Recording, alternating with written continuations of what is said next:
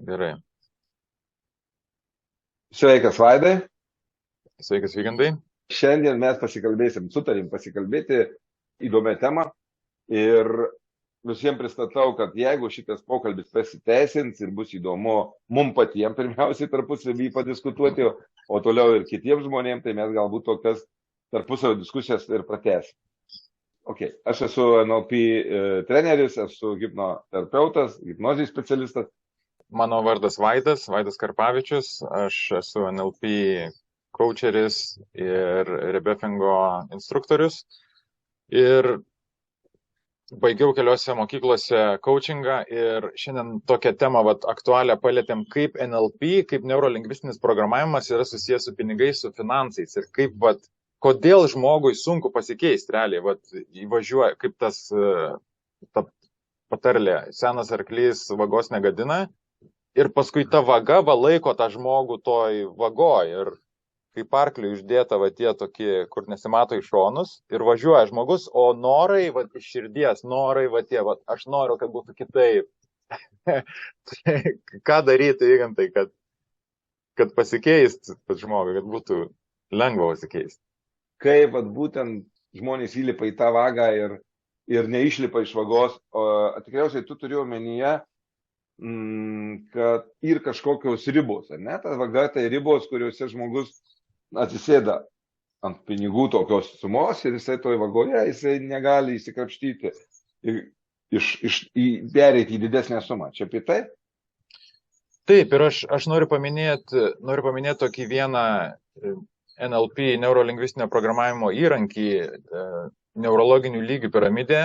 Aišku, kas ateis į kursą šitą mokysis ir kaip gražiai tas visas apriepia žmogaus gyvenimą ir aš čia prieš kokią dieną kitą galvojau, tai kodėl žmogui taip sunku išeiti iš to kiauto, nes pagal tą įrankį gaunasi, kad jo aplinka yra jam pažįstama, jo elgesys jam yra pažįstamas, įprastas, jo visos galimybės, jo visos, ką jis sugeba, jam yra pažįstama, žinoma, jis pažįsta tos žmonės, visi kontaktai, viskas taip, kaip yra, taip yra.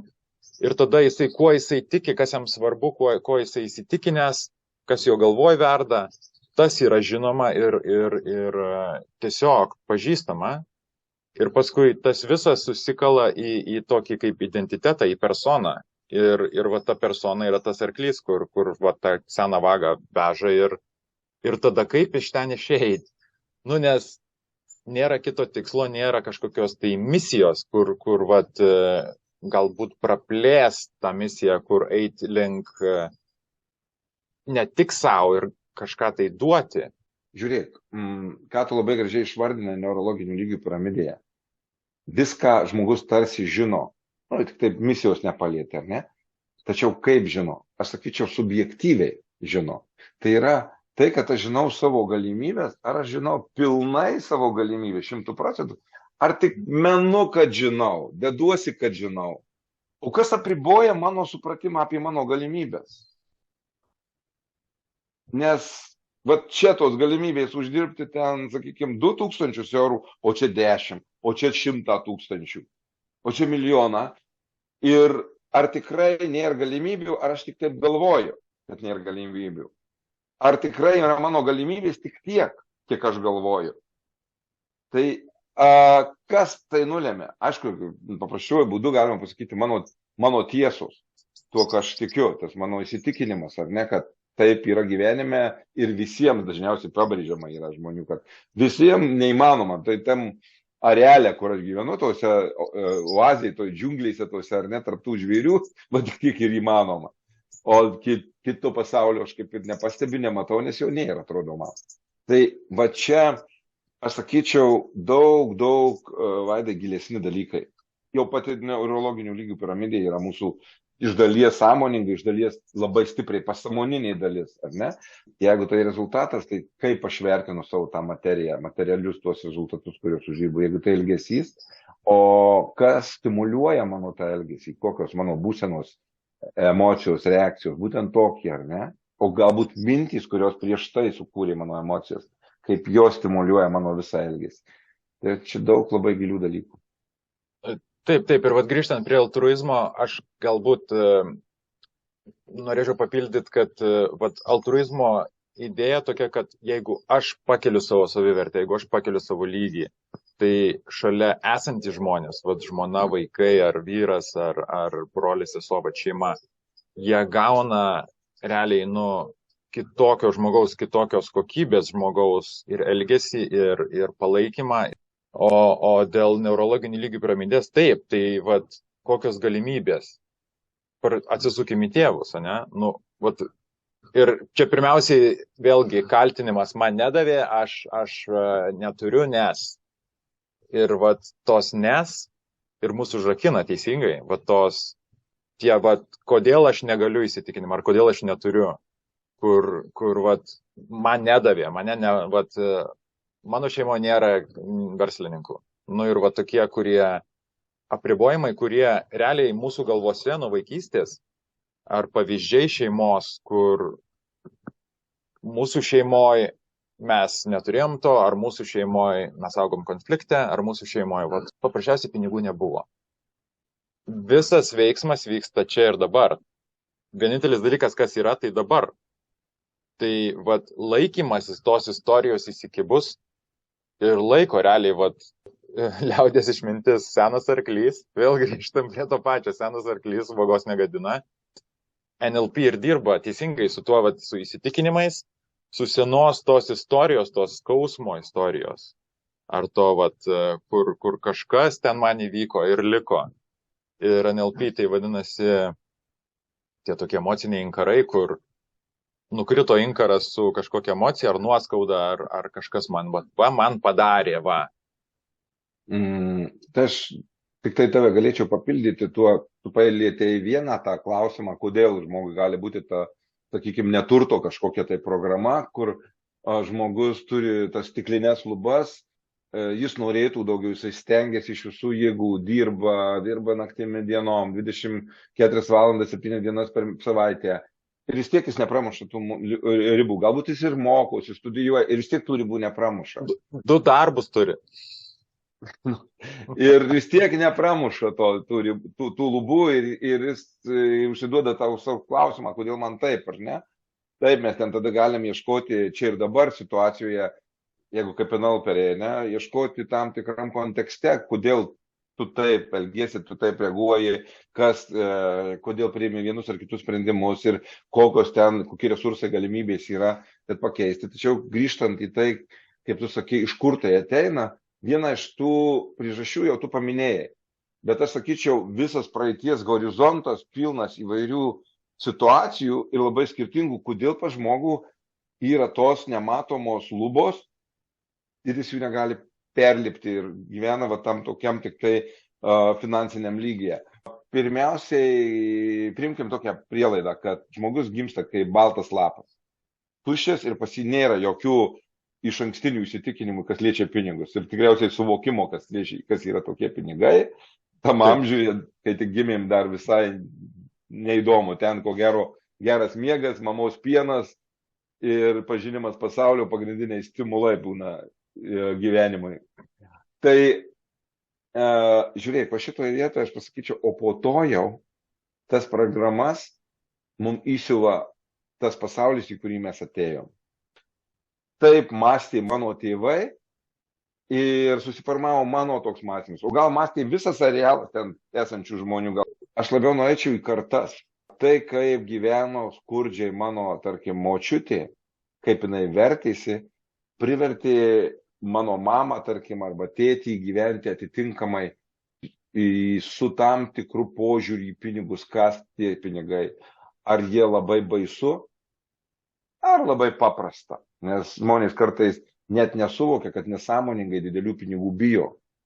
Jeigu kitam žmogui pasakai, va dabar staiga pas tave natūroje, realiai, fiziškai atsirastų 1 milijonas kupiūrų, ką pirmiausiai pagalvotų? Daug žmonių atsako, kur jos paslėpti. O kodėl? Taigi pavojinga tokia suma su savim laikyti, o jei kas ateis, atims, jei sužinos, aš į mašiną tokiais pinigais, aš žinau tokių atvejų, kai žmogui teko pervežti didelius pinigus tikrai didelę sumą realių pinigų iš vieno miesto į kitą ir jis tikrai čiut nesamdė apsaugą, jis pergyveno, išgyveno tą dramą visos tos kelionės taip stipriai, nes jis bijojo tų didelių pinigų, tas, kas sutik gali su juo, dėl to, kad jie yra. Tai jeigu toj situacijoje, tai vadinasi, bet kuriuo atveju mano tam vidiniam pasaulyje šitą baimę gyvena. Ir įsivaizduoju, kai aš pasieksiu tam tikrą inerciją uždirbti tuos pinigus, automatiškai visa ta baimė pas mane kažkur tūnanti, jinai prafiltruos mano visas tas galimybės ir jis mažins.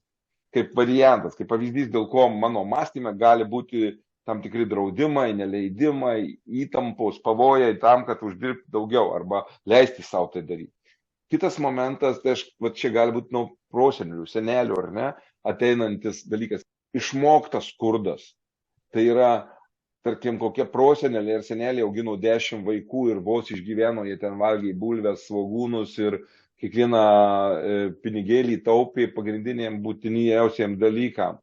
Tai tas pinigų kultas, požiūris į pinigus kaip tokią vertybę ir išgyvenimą, kaip išgyvenimą gali ateiti iki manęs. Aš jau to galiu nesuprasti, šiuolaikiniam pasaulyje visuomenėje aš sąmoningai turiu visai kitas vertybės, bet mano tas vidinis žvilgsnis į pinigus ir gebėjim, sąveika su jais ar ne, kaip aš taupau, kiek aš ikštus, kur aš juos išleidžiu, kam aš juos išleidžiu, gali labai stipriai būti su tai gyvenimo programa susijusi. Taip, ir tos istorijos, kai buvom vaikais, tas istorijas mes girdėjom, mama pasakojo, kaip močiutė gyveno, fragmentai. Vienas dalykas, tai jeigu mums įrašė iš to, ką mes girdėjom, ką mums kalba, kaip fragmentai. Antra, mes tiesiog matydami mamą ir tėtį, kurie namuos turi pinigų, mes tiesiog vaikai jaučiam jų įtampą.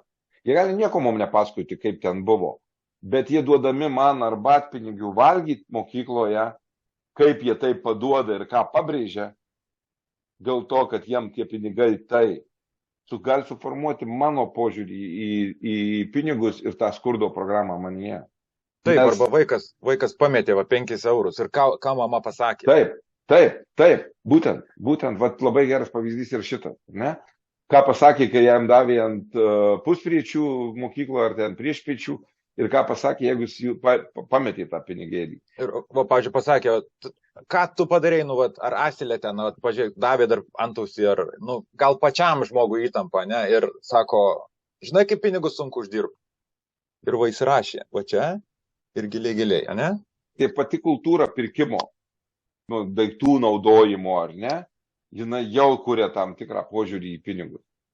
Ir taip, ir dar, ką tėvai kalbėjo apie turtingus žmonės, ką tėvai kalbėjo apie daug pinigų ir kaip jie galvojo tie turtingi uždirba, tie komentarai. Nes aš prisimenu, kaip, kai Lietuva čia tą nepriklausomybę atgavo ir kaip, mano tėvai vadindavo tos turtingus mafiozais. Ir aš tą atsimenu. O kaip mafiozai gauna pinigus, jau tada ten juodi kažkokie reikalai. Tai kaip tėvai kalbėjo apie pinigus tarpusavį, kokie buvo konfliktai ir kaip ir sakai, netgi giminės suvažiavime, kažkas skundžiasi, vaikas klauso ir jam vynioja juostelę jau įrašą į jo kompaktą. Taip. Šitas labai geras pavyzdys iš mano tikros sesijos, kur vienas klientas sako, aš 3 verslą sužlugdžiau. Kodėl? Todėl, kad jis labai geras. Kodėl tu jį sužlugdėjai? Todėl aš pasiekiau tokį lygį, kur jau prasidėjo labai dideli pinigai. Tai tik nesupratau, kodėl tu jį sužlugdėjai. Ir mes pradedam kalbėtis, gilytis į jo temą ir pasirodo iš tikrųjų tais mafijozų laikais, kai tėvas turėjo didelius gerus verslus, jis pats jų bijojo ir ne vienas tėvo ten pažįstamas buvo pakastas po velėną, pasirodo, arba bent jau kalbos apie tai buvo, ne, beje, čia nelietuviškas versija, čia dar blogiau. Iš tų vietų, kur daugiau to vykdavo, nes užsienietis klientas. Tai tas žmogus su manim dirbdamas suprato, kad jis tada jau vaikystėje išsigando didelių pinigų, nes pinigai žudo. Ir jisai tik pasiekęs tą ribą, jis net sąmoningai nesuvokdamas, pas jį įsijungdavo kažkoks nerimas, jis stabdydavo savo veiklą, tapdavo neryžtingas, nepriimdavo tikslių sprendimų, nesudarydavo toliau jau sutarčių ar dar kažko, paleisdavo tą tokią plaukimo srovę, kuris pats nukrisdavo žemyn. Tai sako, trečias kartas aš lipu su verslu ir suprantu, kad jau bus baisu, bus blogai. Čia labai įdomu. Čia labai įdomu, tai čia gaunasi pasąmonė, kaip ir saugo, jau kaip gyvybę saugo žmogaus. Taip, tai pavojinga. Žmogus bijo didelių pinigų. Parodo, kaip žmogaus psichologija nepasiruošų dideliem pinigam. Tai klausimas, jeigu tavo mintys išgiliai ir iškelia tokius nerimus ir baimės, tai kai tu iš tikrųjų savo pinigus galbūt kada nors uždirbsi ar turėsi, kaip tu su jais elgsis?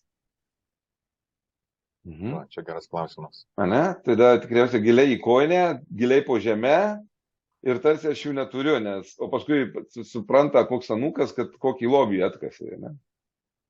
Jo, ir dar čia finansinio išprusimo vėlgi, kiek pas mus jo yra ir kiek mes tą žinom ir kiek mes tą realizuojam, darom ir kaip mes elgiamės su pinigais. Ar mes į koinę, ar mes pinigų leidimo įpročiai. Irgi, beje, tai gali būti su tuo pačiu susiję, kad gavau greitai išleisti, kad jų neturėčiau. Taip.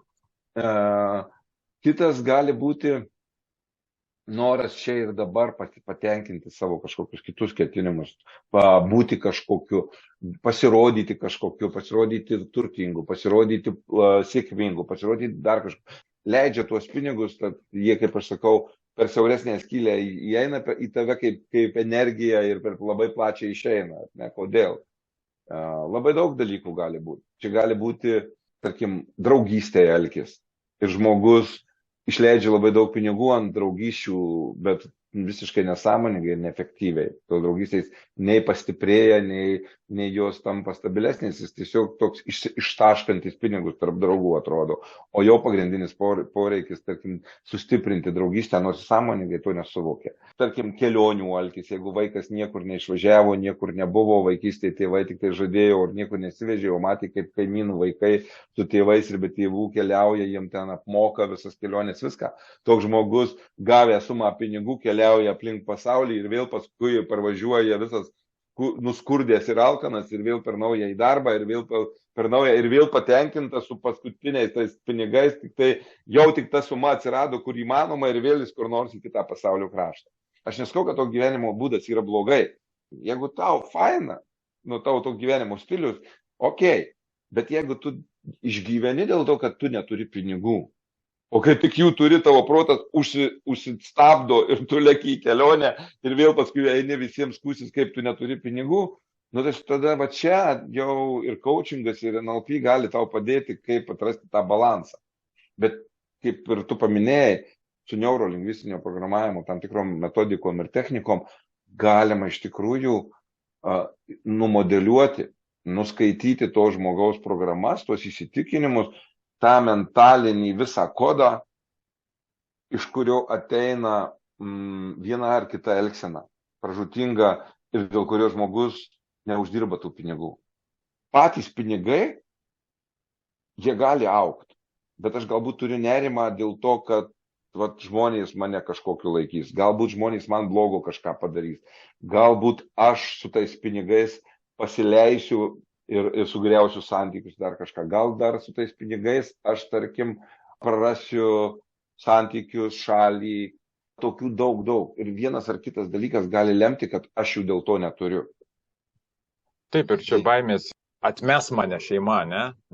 Čia iš genčių tų senų, kur jeigu tu kažką netai padarai, tave išmetė iš genties ir tada skurdas, badas ir mirtis, čia senais laikais kažko susiję ir su tuo viešuoju kalbėjimu, kur atsistot prieš grupę pasakyti, atstovėti savo nuomonę ir čia visi tie dalykai susiję ir kaip ir sakė, NLP ir yra, jeigu taip grubiai, tai sėkmingų žmonių, istorija, sėkmingų žmonių, tie laipteliai, kaip tuo tapti, kaip tuo būti ir tada pradeda lysti tie visi galai, kur trukdo mums tapti, kur trukdo mums turėti gražius santykius su partneriu, kur trukdo turėti tiesiog laisvę finansinę, tiesiog atsipalaiduoti ir būti atsipalaidavime, o ne baimiai, kad baigsis pinigai ir tada Ir mes vaikus mokom, ir mus mokė, kai mes buvom vaikais tėvai, ir va, tas gaunasi, kaip sakyt, copy-paste.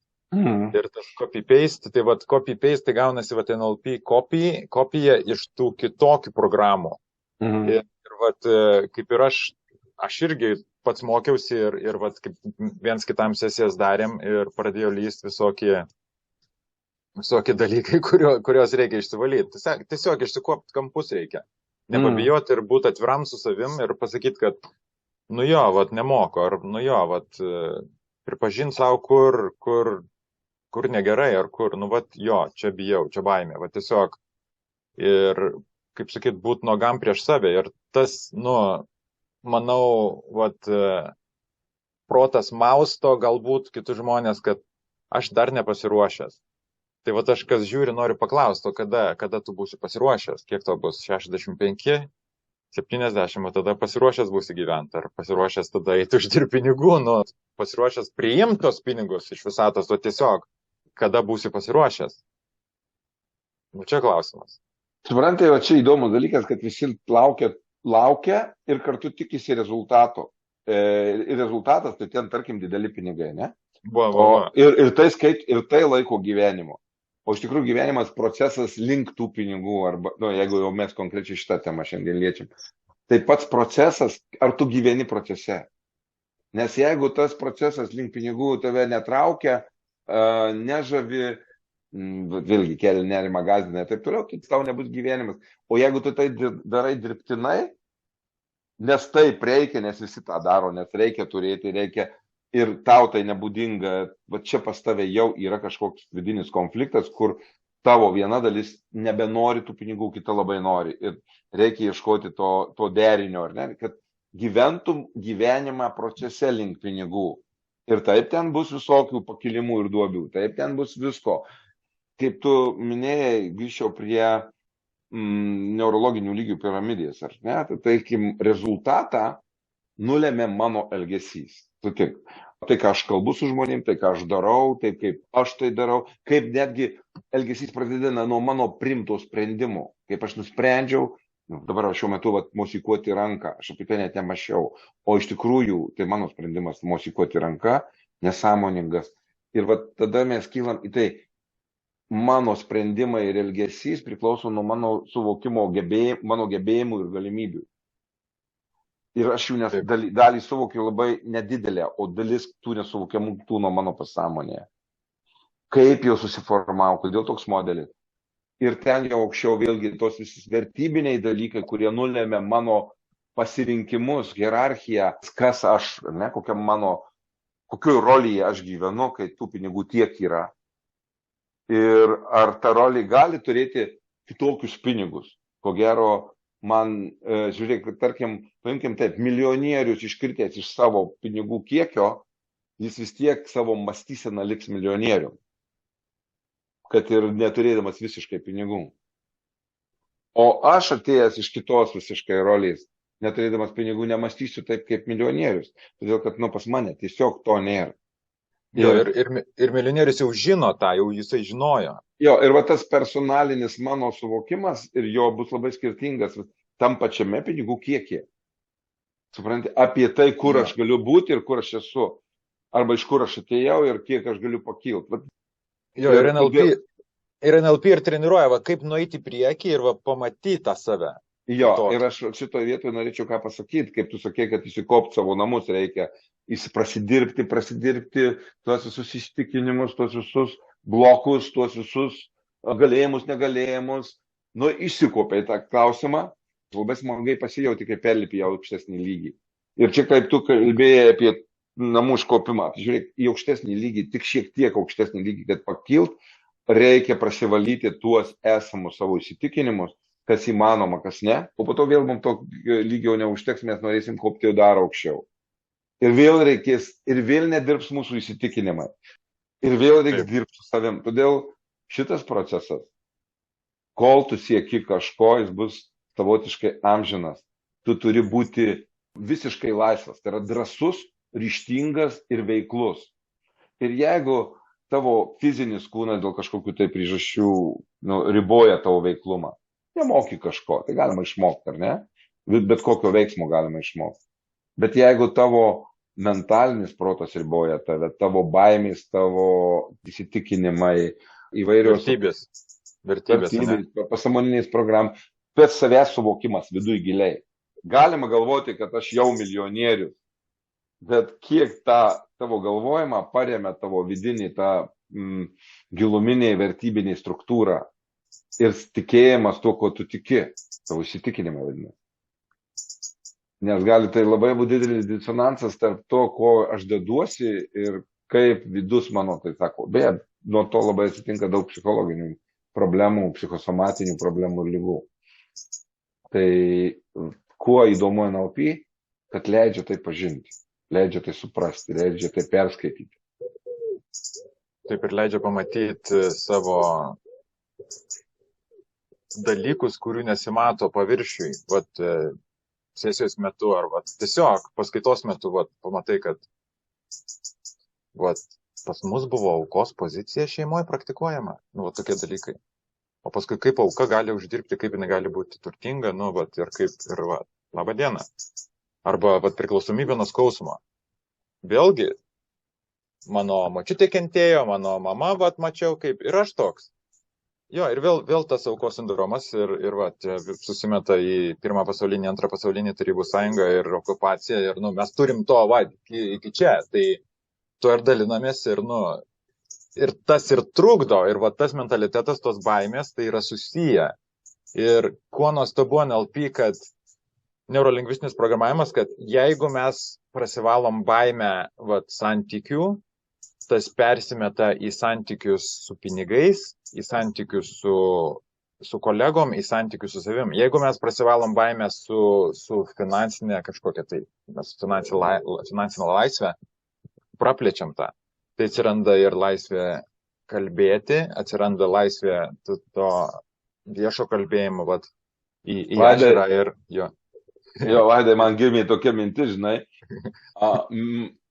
Pirmiausia, žmonės mokina iki pilnametystės, o mes dabar juos atmokinam. Nu, nes, supranti, taip išeina. Geri mokiniai išmoksta ne tik tai gerų dalykų, jie tiesiog imlūs mokinimuisi išmokti kažką. Tai jie išmoksta ir, kaip tu sakei, ten aukos pozicijų, jie išmoksta tų baimių. Gyvenimo stereotipas, va, tas survival, ne, ir tas paskui trukdo iš tikrųjų klestėti, nes kaip auka gali klestėti, kaip tas, kuris susispaudęs, gali, nu, pradėti žydėti, nu, tai reikia pagalbos. Ir pagalba yra, ir tas tikrai yra, ir yra specialistai atradę gerų įrankių, kurie tikrai veikia. Tai nėra kažkokia blevizga, kad va, ateikime, aš tau parduosiu kursą ir viskas bus gerai. Tai yra darbas su savim. Ir kartais tas darbas su savim yra ir ašarų, ir skausmo, ir atsigręžimas į save, kad kiek aš mulkinau save ir pamatyt, kad kiek aš kaltinau tėvus, kiek aš pats savo esu vertas ir kiek pats savo galiu padėti ir va tada prasideda augimas, nes realiai visas gyvenimas yra ne išoriai, o va čia. Va. Savotiškai tu nori pasakyti tai, kad tai jau laikas prisimti atsakomybę savo, o ne pirštais rodyti, kodėl aš toks, taip rodyti kitus, ten tėvus, mokyklą, dar kažkurios žmonės, dėl to, kad jūs, tai aš dabar va to.